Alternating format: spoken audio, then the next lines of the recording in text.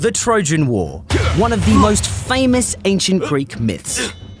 Many of you will have already heard of the 10-year conflict between the fortified Trojan city and the united Greek armies, the latter of whom eventually win by sneaking into Troy disguised in a massive wooden horse.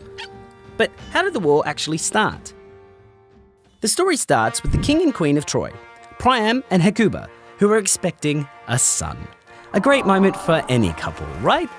Well, in this case, not so much. The child is prophesied to bring about the total destruction of Troy. Because of this total destruction of Troy thing, the king and queen command a servant to kill their newborn, who leaves the baby on a mountainside to die. A few days later, the servant returns to find the baby alive and well, and so impressed by this, decides to raise him as his own. The child is named Paris, and grows up to be so fair in his judgment that even the gods respect him. Eventually, he is reunited with his royal family, who welcome him with open arms, seeming to have forgotten that whole prophesied to bring about the total destruction of their city thing. Meanwhile, a sea nymph named Thetis and a mortal man named Peleus are getting married. The king of the gods, Zeus, hosts their wedding banquet and invites all manner of gods and mythical creatures to the nuptials. That is, except for Eris, goddess of discord.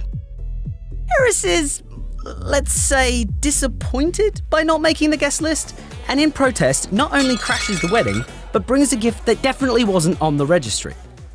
A carved golden apple bearing the words, "For the most beautiful." Eris throws the apple into the wedding party, and things get ugly. Hera, queen of the gods, Athena, goddess of war and wisdom, and Aphrodite, goddess of love, all claim that the apple is intended for them. Unable to decide who the apple should be given to, the goddesses turn to Zeus to pass judgment.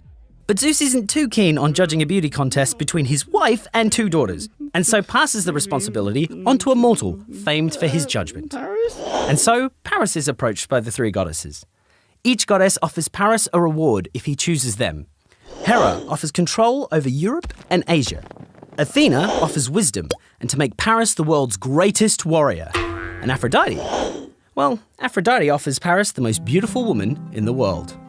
Can you guess who he picks? He picks Aphrodite, the goddess who can give him the hottest girlfriend, and in so doing makes the goddess of love a permanent ally of the Trojans, and Athena and Hera their enemies.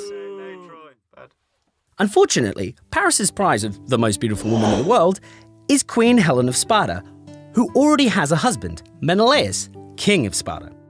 But this doesn't seem to faze Paris. With Aphrodite's blessing, he heads to Sparta, and while Helen's husband Menelaus is away, he takes her back to Troy. It's very unclear how she feels about this at this point.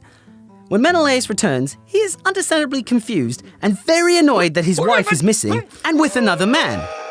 In response, Menelaus calls on all the kings of Greece to assemble their armies and sail to Troy to claim Helen back. To find out what happens next in the story, maybe check out the British Museum's latest exhibition, all about Troy. Details are on your screen now.